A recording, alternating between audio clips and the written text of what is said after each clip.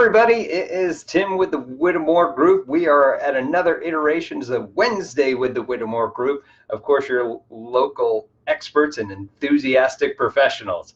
All right, today what we're going to talk about is some factors to consider when purchasing or considering purchasing a home in 2020 or whatever year that you might be watching this. But in any case, let's just run down the list real quick and then I'll go ahead and jump right in. So first thing to consider, number one, is it a buyer's or seller's market? Number two, is it advantageous to rent or buy? Number three is understanding the process to buy your first home. 4 was to make a list of what you want in the house. 5 is to research the school districts and other kid-friendly areas. The next one is to decide if you can handle a fixer-upper. And also, number 7 is determine what you can really afford. 8 will be to review your credit report and credit score. 9 is to save up for your down payment, if need be. And 10 is putting down roots. All right, so let's jump right into it. Is it a buyer's or a seller's market right now? Well, right now, across the country, we're seeing that it is still a pretty strong seller's market. All right, so that being said, no matter what, when you're going out there, whether it's your first home or if you're selling a home, you're still going to anticipate paying pretty close to whatever that list price is. What's a seller's market? It means that there's more buyers than sellers out there, which means that there's more people that are trying to purchase than houses that are available. On the flip side of that, it would be a buyer's market where there's lots of houses and not as many buyers. This is usually dictated by what the interest rates are for buyers and the inventory as well. So, and a couple other factors, obviously. So that being said, just anticipate as you go out. Is this the best time to go out? Being a seller's market, do I have realistic expectations moving forward? If you want to know that, ask, of course, your local real estate agent, and they'll be able to let you know. All right, is it more advantageous to buy? This is number 2. Is it more advantageous to buy or rent? It's going to really depend. And what I mean by that is, are you going to be in this area for a little bit? Are you only going to be, because of your job, moving in and out all the time? Does it make sense to? I'll also venture to go out and say, what's it going to cost to have a mortgage and all the repair costs and things of that nature versus just renting if you're only going to be there for, say, a year or maybe 2 and you're constantly on the go. I know we got a lot of military clients that's something that they're concerned about. However, there's different ways to mitigate that as well. All right, number 3, understand the process of buying a home. Like, what's it take to get there? Is it just like I go onto Amazon and do that? Well, not yet. I'm sure it's coming eventually. But in any case, when it comes to purchasing a home, there's a lot to do, all right? First things first is for you to get this information is sit down with your real estate professional, Google this, try to get some sort of information. But I'm going to give you a quick version of this. First things first is you're going to have to get pre-approved or pre-qualified with a bank or a lender. That's to see if you can even afford to purchase a home, okay?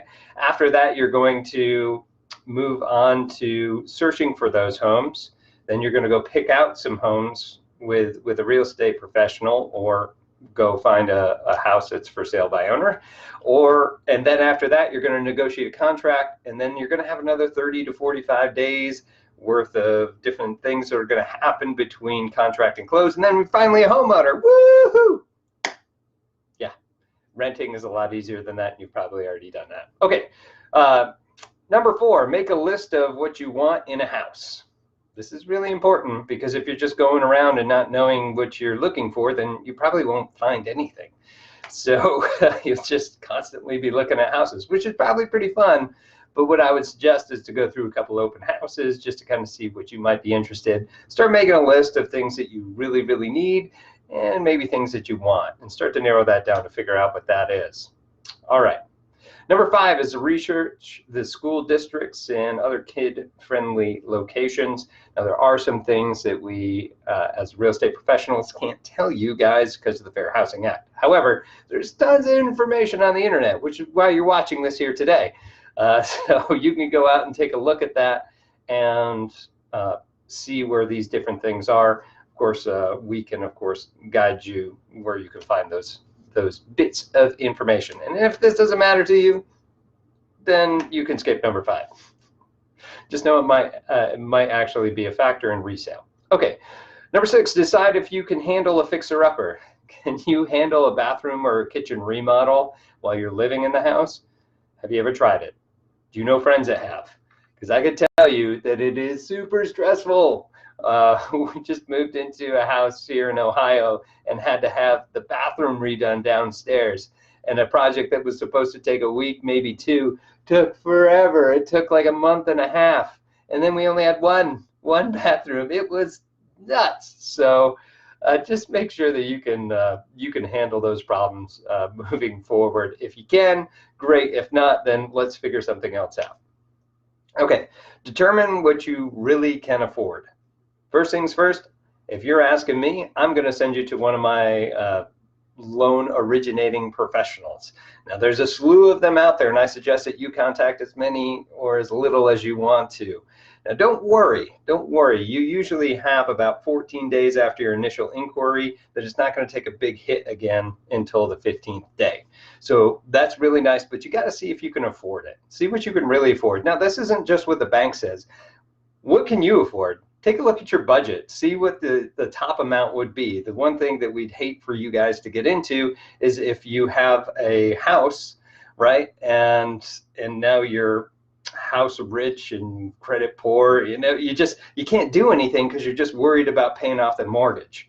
So definitely take a look at what you can afford and still live the lifestyle that you want to.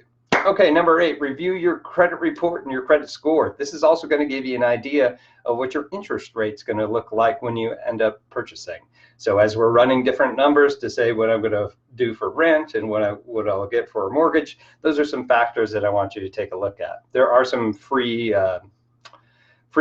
websites for you to go get that information. Just know that they're out there to capture your information, and they will be calling and emailing you. All right, number 9. Almost through this. Save up for your down payment if applicable. All right, if you are a veteran and have VA benefits, you may not necessarily have to put down a down payment. Matter of fact, you won't have to. You can if you wanted to, and it does have some benefits. Of course, you can talk to your loan originating professional to get details on that. If you want a quick overview, just contact us. All right, and then the other point there, not only just a veteran, but you can also get rural housing, which also doesn't have a down payment as well. Again, contact us for more info. All right, and the last one is putting down roots. Are you going to live in a place that you want to stay, right? If you hate the place that you're staying and you're looking at purchasing a house, maybe not. If you're looking at a change of scenery and you want to get out of here, then I wouldn't necessarily suggest that this is a good time for you to purchase. However, it might be. If you're in the military and you're moving and you're in a high turnover place and you want to build up your real estate portfolio, not a big deal, because you're just going to stay in it and you're going to rent it out later, right? And in our market right now, the rentals are great, and what a great way to get into this. Again, talk to your real estate professional to get a good plan moving forward in order to do that. Thing I would say, if you're not going to stay in a house, especially a brand new construction, for at least 5 years, you're more than likely not going to get that money back, depending on how the market goes, because we can't predict that. However, at least in the market that we've seen in the last couple of years, or last few years, at least down in the panhandle of Florida, if you're staying in a house for at least 2 years, you can usually get out of it and usually make a little bit of money. But again, that's always going to be situational.